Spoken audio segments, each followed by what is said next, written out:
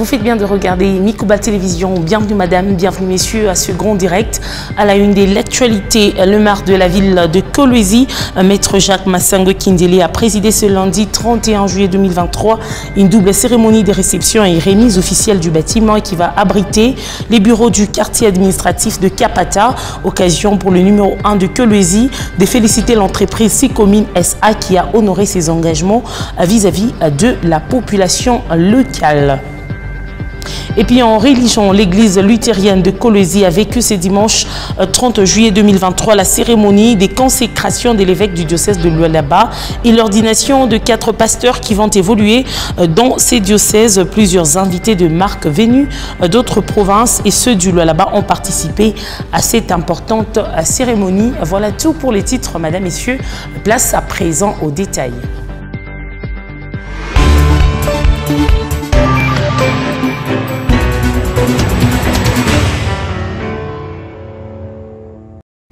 L'information s'élève sur Mikuba Télévision. Encore une fois, madame, messieurs, bienvenue à ce grand direct. Le ministre de la Communication et des Médias, Patrick Muyaya, a fustigé des propos qu'il a jugés désobligeants sur les hautes personnalités politiques dans les réseaux sociaux concernant la dernière visite du président Sassou à Kigali qui s'inscrit dans un cadre purement diplomatique sur des questions de coopération bilatérale. Suivez.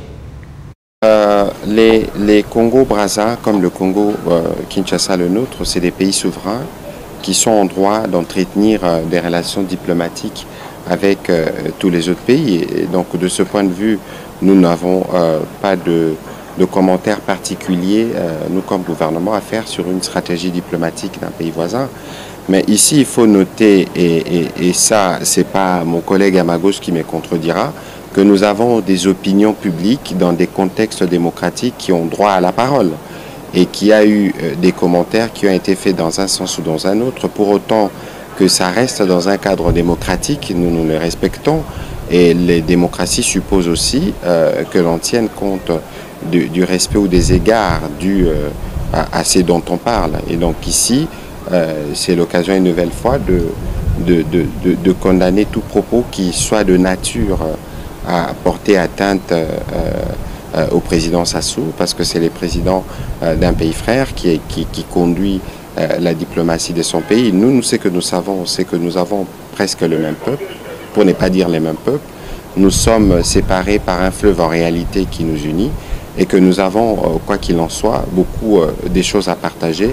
Et c'est dans cet esprit que collaborent, que travaillent nos chefs d'État respectifs. Vous avez vu le président Tshisekedi, je ne compte pas le nombre de fois qui s'est rendu à Brazzaville ou même à Oyo. Vous ne comptez pas non plus le nombre de fois que le président Sassou est venu par ici. L'essentiel pour nous, c'est de travailler pour consolider nos rapports. Rapprochement Paul Kagame Denis Sassou Nguesso, le sujet fait débat à Kinshasa sur cette collaboration entre les Rwandais artisans de la guerre d'agression dans l'est de la République démocratique du Congo sous la belle du M23 et le président de l'autre rive du fleuve Congo après de propos tenus par ces derniers lors de sa visite à Kigali pour dissiper tout malentendu entre les deux pays frères. Thierry Mungala, porte-parole du gouvernement du Congo-Brazzaville, a été dépêché à Kinshasa pour tenter de jouer à l'apaisement en dénonçant une campagne d'intoxication menée par les réseaux sociaux dans le but de soulever des conflits inutiles. Reportage. Vous êtes ce frère, ce voisin qui effectivement est sur le qui-vive et voir si les pays environnants vous soutiennent. Nous soutenons la nécessité de trouver toutes les solutions pacifiques à toutes sortes de conflits politiques, diplomatiques, voire des conflits violents. Et c'est la position du président de la République, son Excellence M. Denis Sassou Nguesso, dont l'ADN, récemment nous avons reçu les parties libyennes pour aller de manière décisive vers des élections inclusives qui devraient permettre le retour à une vie politique et sociale normale dans ce pays. Le président de la République, c'est un médiateur né. Et je n'étais pas présent dans les échanges qui ont pu y avoir à Kigali, mais je suis presque certain que ces questions-là, c'est-à-dire dans le sens de l'apaisement, dans le sens de la recherche de solutions entre nos pays voisins et frères, c'est-à-dire la RDC et le Rwanda, et bien que ces questions ont dû être abordées sous cet angle, c'est-à-dire celui de la recherche des solutions, qui sont des solutions qui doivent être des solutions permettant l'arrêt des violences et permettant à chacune des parties de continuer d'approfondir son processus de développement. Donc je crois qu'il faut parler d'apaisement, il faut prêcher l'apaisement. On a parlé des réseaux sociaux qui sont hautement inflammables, qui peuvent créer des situations de violence. Et vous, la presse, vous avez ce devoir d'abord de prêcher à nos citoyens, nos concitoyens, de prêcher la fraternité, l'attitude citoyenne responsable. Et je crois que lors de son arrivée à Kananga, au Kasaï central, le 29 juillet dernier, Deli Sesanga a été agressé. En effet, le président du parti politique en vol a reçu un projectile à la tête alors qu'il saluait la population venue l'accueillir. Le 30 juillet, l'élu de cette province a tenu une conférence de presse où il a condamné cet acte dont les auteurs sont bien identifiés. Deli Sesanga a aussi condamné l'attitude du gouvernement provincial. Il est dans cet extrait choisi par Léopold Kingo. Je suis élu de cette ville de Kananga comme député provincial. Je suis élu dans cette province, dans le territoire de Luiza, comme député national. J'ai donc la mission christique de défendre les intérêts de mon peuple, de mes électeurs, de la population congolaise tout entière et de ceux des circonscriptions qui m'ont élu. Ce sont des incidents d'un groupe bien identifié, que l'on connaît bien. Vous savez, il y a eu ici, dans ce pays, un monsieur qui s'appelait Étienne Tshisekedi. Tout le monde connaît son combat.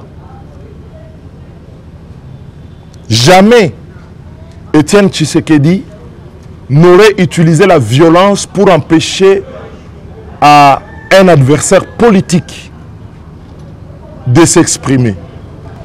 Je voudrais ici condamner l'attitude du gouvernement provincial de se préposer à différents échelons qui ont entretenu cette violence. Et je peux vous dire que nos enquêtes indiquent que les gens qui ont assuré le financement de ces jeunes gens pour venir nous attaquer ont été financés par eux. Et ils les connaissent très bien. Donc, ce type de message que l'on fait parce que on aurait peut-être voulu voir le cadavre, mais qu'ils n'ont pas vu, ces remords, ces repentances de dernière minute, je n'ai rien à foutre. Je pense ici, il faut faire respecter la loi, mais faire respecter la loi pour tous de la même manière, sans discrimination, que l'on soit de l'opposition ou de la majorité. Dans cette même partie de la République démocratique du Congo, l'Union nationale de la presse du Congo, section du Kasaï central, a organisé le week-end dernier la journée nationale de la presse célébrée chaque 22 juillet. À cette occasion, Adélie Kabasoubabou, président sectionnaire de l'UNPC Kasaï central, a sollicité de la Commission électorale nationale indépendante CENI l'organisation des ateliers en faveur des journalistes pour parfaire leur connaissance à cette période des enjeux électoraux. Il circonscrit le cadre dans ses propos recueillis par Solène Tombamfika. Un bon journaliste travaille dans le strict respect du code d'éthique et de déontologie du journaliste congolais. Certaines personnes que vous entendez faire des bruits sur quelques chaînes de radio et dans les réseaux sociaux n'ont rien de journalisme. Un passage biblique stipule, je cite, « Mon peuple meurt faute de connaissances ». Fin de citation. Nous sollicitons auprès de la CENI, pouvoir organisateur des élections que tous les Congolais attendent vers la fin de cette année, d'organiser en toute célérité quelques séances de mise à niveau des journalistes de notre province pour parer aux conséquences néfastes qui peuvent être générées par la mauvaise communication avant, pendant et après les élections. Notre province est une province post-conflit et les plaies causées par ces conflits ne sont pas encore totalement cicatrisées. Nous tous, autorités politico-administratives, militaires, policières, judiciaires, ainsi que les journalistes, prenons conscience du danger qui peut résulter de notre comportement irresponsable pendant cette période électorale. Mieux vaut prévenir que guérir du temps. Puisque cette rencontre se veut un échange, je veux laisser le temps à l'assistance d'imaginer tout ce qui mine notre presse et qui peut engendrer l'irréparable pour y remédier. On va le faire quand il est chaud. Et dans la province du Lualaba, une délégation des habitants du quartier Kananga vivant à proximité du lac Kabango était à l'Assemblée provinciale du Lualaba. Elle a présenté une préoccupation à l'honorable Jean-Marie Kasseya. Ils ont vu les bornes être fixées dans leurs parcelles respectives sous prétexte qu'elles seraient déjà vendues, mais à leur insu, une descente sur les lieux est prévue dans les prochains jours. Regardez. Et ont vu les bornes être fixées dans leurs parcelles et les plantes être détruites, ces habitants du quartier Kananga à proximité du lac Kabango ont été réellement surpris.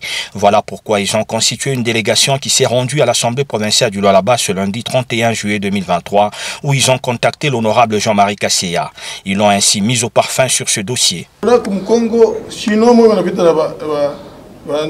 On a remarqué soudain un sujet chinois et deux Congolais faire de va-et-vient dans notre quartier, parlant lingala. La population leur a demandé les pourquoi de leur visite, ils n'ont rien répondu. Quelques temps après, j'ai été contacté que les Chinois étaient derrière ma maison. Lorsque je l'ai rencontré, il m'a dit qu'ils avaient déjà acheté ma parcelle auprès du cadastre. Je leur ai dit non. On avait déjà saisi l'Assemblée à propos de ces dossiers qui avaient ordonné d'arrêter tout mouvement dans ces quartiers. Mais maintenant, ils sont revenus avec les chefs de cellule et son adjoint pour me dire qu'ils vont débuter les travaux dans ma parcelle. On va commencer maintenant à construire ici. L'honorable Jean-Marie Kasseya a dénoncé cet acte visant à désapproprier ses habitants. Voilà pourquoi, en toute urgence, il a entrepris les contacts avec les services des cadastres pour en savoir davantage. Ce n'est pas normal, dixit cet élu de Kolwezi. Pourquoi ils peuvent faire des choses comme ça? Parce que ça m'intéresse. Je vais mener des démarches auprès des responsables du cadastre pour m'imprégner davantage de ces dossiers. Ils ne doivent pas faire quoi que ce soit sans vous consulter au préalable en tant que des propriétaires.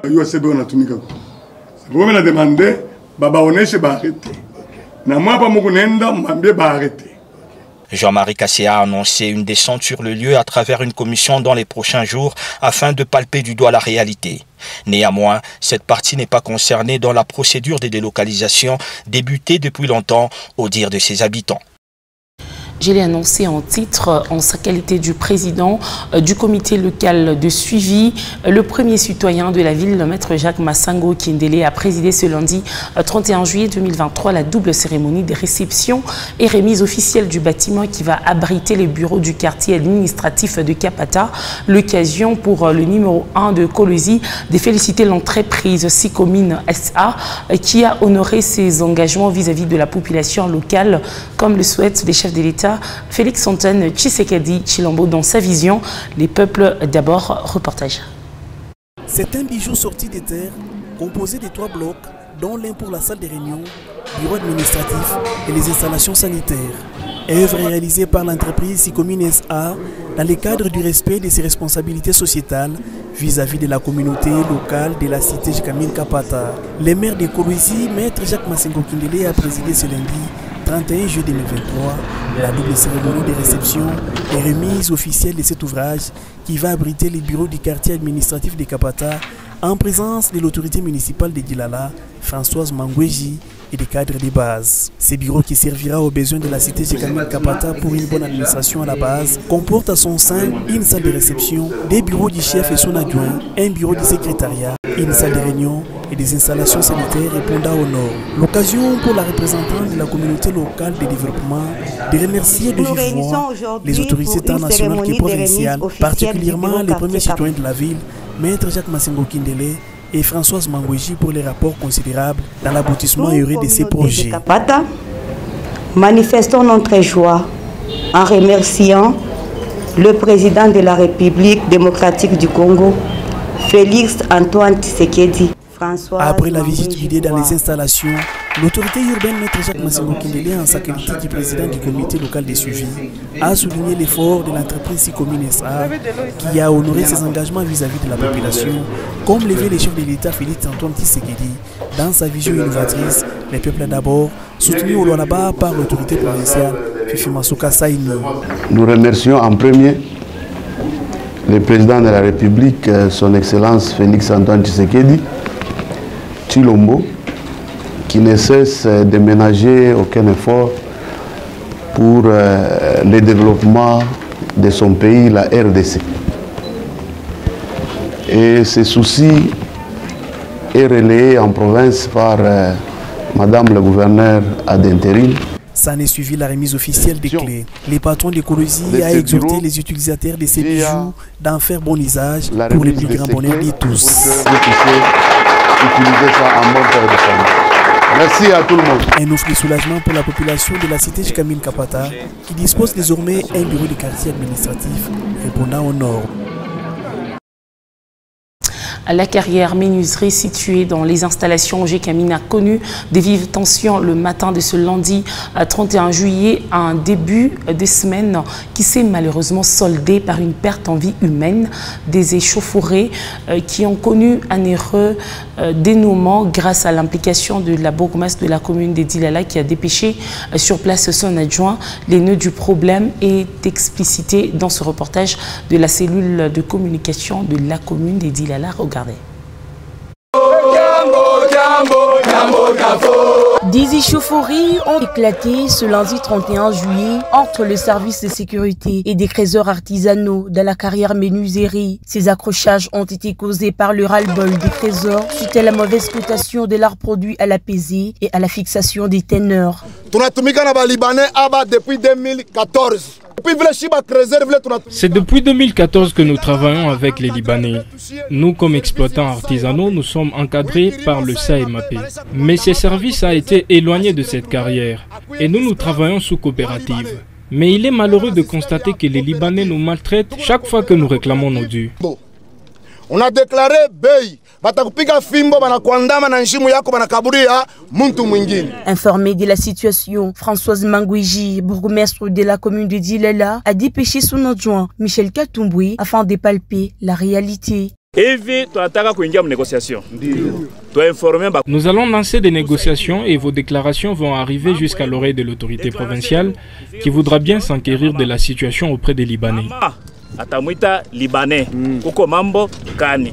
L'émissaire de la patronne de Dilala a visité les blessés aux urgences de l'hôpital de personnel de Kolwezi. Sur place, les constats est amer. Bilan, 5 blessés par balle et un mort du côté des exploitants artisanaux miniers, tandis qu'un élément des FARDC a été blessé par des tirs des projectiles. Le président provincial du Trésor et autres acteurs de l'exploitation minière se sont empressés de rendre visite aux blessés. Michel Kanyimbu déplore les incidents et invite le partenaire libanais à revoir le prix. Pour l'instant, les activités sont suspendues sur le site minier.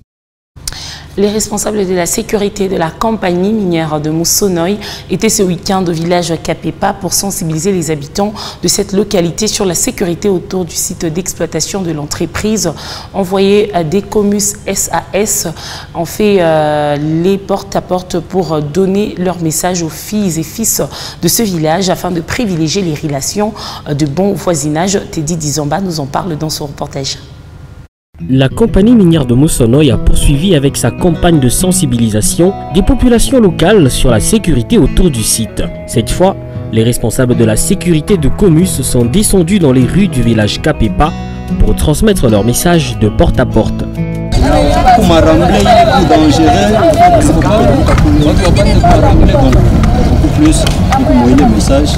Les villageois de Kapepa se sont ensuite réunis autour de cette délégation de Comus pour développer le contenu de la brochure sur la sécurité.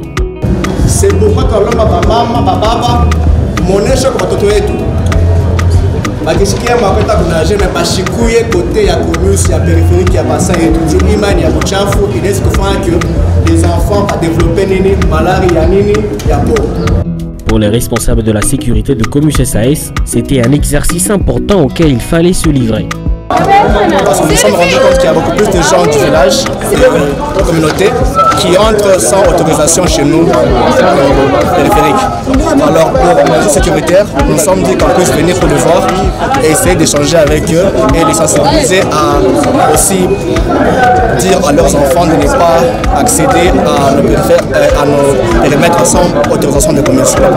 Il faut noter que c'est dans le but d'améliorer les conditions de bon voisinage entre la compagnie minière de Moussono et ses voisins, les populations locales, que les responsables de la société multiplient les rencontres avec les concernés. Il se constate sur le marché de Kolwezi une appréciation du franc congolais. Plusieurs cambistes changent le dollar américain entre 2200 et 2000 francs congolais. Cette appréciation est également constatée sur le marché bancaire. Notre reporter Léopold Kingo a fait le tour de Kolwezi pour les constats. Il a aussi interrogé un économiste sur les facteurs favorisant cette situation. Regardez.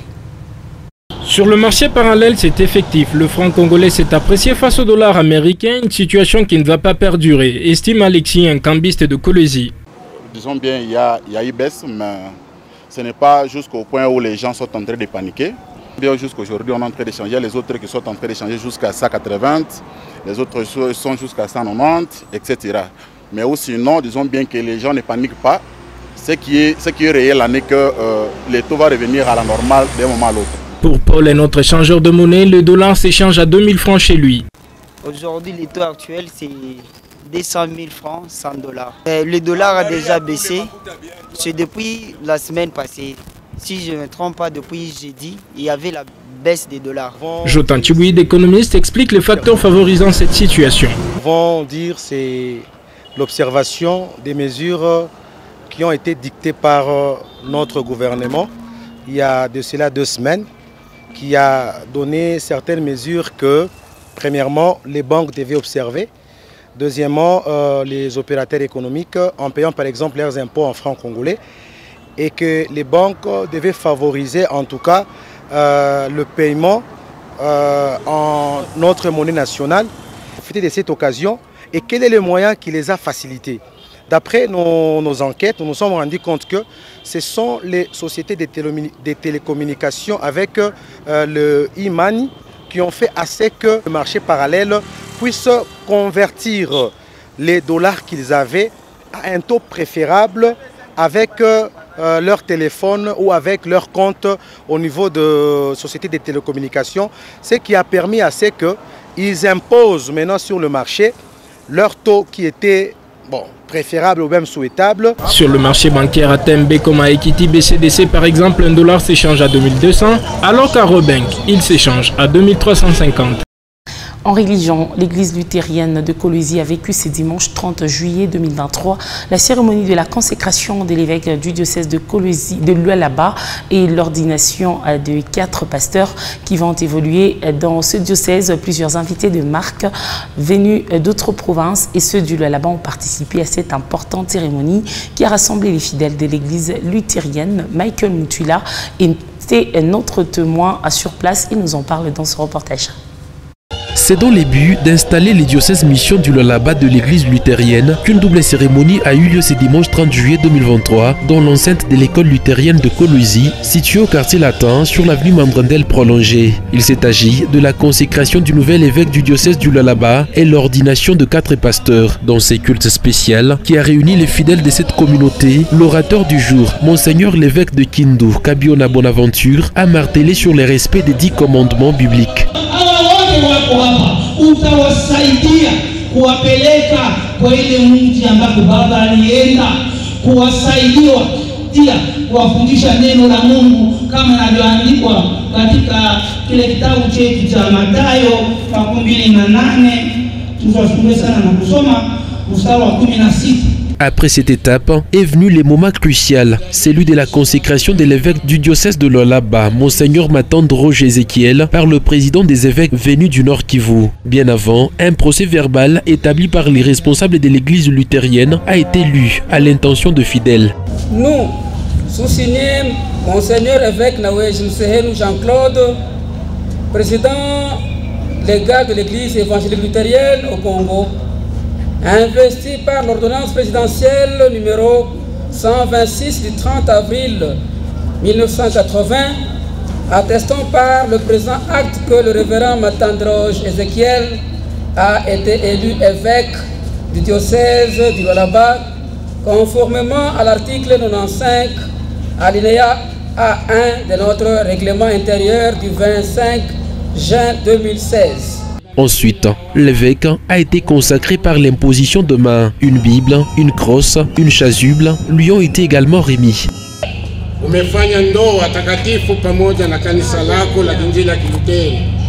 Utakuwa mwaminifu katika kutunza sakramenti hii na mahali popote utakapokuwa ukakumbuke kwamba wewe si mali yako, ni mali ya kanisa, na ukatumie kwa uaminifu unapoangalia pete hii ambayo unavikwa leo. Dans cette même atmosphère, 4 pasteurs ont aussi été ordonnés par l'évêque de Lubumbashi. La joie était visible sur le visage de fidèles de cette communauté chrétienne qui ont témoigné du soutien au nouvel évêque du Lualaba et ses pasteurs par la remise de présents dont un véhicule Pimpa neuf. Ces parts de chants et danses entonnés par les différentes chorales que ce culte spécial s'est clôturé. La paroisse Saint-Jacques, située à la cité Mutoshi, créée en 1948 de la ville de Kolwezi, compte à ce jour 75 ans. Célébration du jubilé des diamants s'est déroulée ce dimanche 30 juillet à travers une messe dite par l'évêque de Kolwezi en présence du ministre provincial de l'Intérieur et du rapporteur de l'Assemblée provinciale du Lualaba, Teddy Dizamba et Emmanuel Katande. Nous en parlent dans ce reportage. La paroisse Saint-Jacques de Mutoshi totalise à ce jour 75 ans depuis sa création par les missionnaires. Pour célébrer le jubilé de diamant de cette paroisse du diocèse de Kolwezi, l'évêque Richard Kazadi Komba a pris part aux festivités qui ont débuté par une messe solennelle. Officiant de cette grande célébration eucharistique, le prélat catholique a félicité les chrétiens pour leurs efforts dans la réhabilitation de ce bijou avant de les inviter à s'impliquer davantage. Anapasha kujua ya kama yupo kuwa na lazima juu ya maendeleo, juu ya majengo ya parokia yetu. Tous les paroissiens d'ici à Saint-Jacques doivent se mobiliser pour construire la maison de Dieu, telle que nous le recommandent les Saintes Écritures.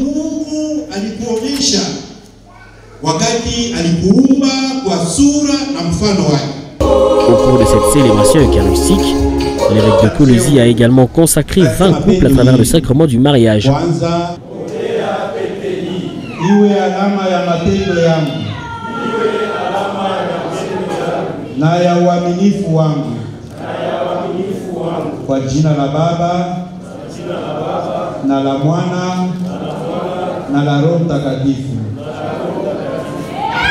La messe s'est déroulée dans une ambiance festive en présence de plusieurs religieux qui y ont pris part, ainsi que du ministre de l'Intérieur de la province et du rapporteur de l'Assemblée provinciale. Le curé de cette paroisse a d'abord offert à Richard Kazadi Komba un diplôme d'excellence pour son implication dans le développement du diocèse, puis a remis des brevets à quelques chrétiens de la paroisse Saint-Jacques pour leur engagement au sein de l'église. La journée s'est clôturée par un partage de repas. Et en dehors de nos frontières, pour finir en bref et en images, après un coup d'état militaire, la CEDEAO accorde un ultimatum d'une semaine aux putschistes nigériens afin d'obtenir le retour à l'ordre constitutionnel. Cette organisation continentale promet de faire l'usage de la force syrienne. En effet, vous suivrez les détails dans nos prochaines éditions. Et ça sera tout pour ce grand direct d'aujourd'hui. Mesdames, Messieurs, merci à vous de l'avoir regardé. Je vous retrouve demain à la même heure avec ce même et réel plaisir. Prenez bien soin de vous. Au revoir.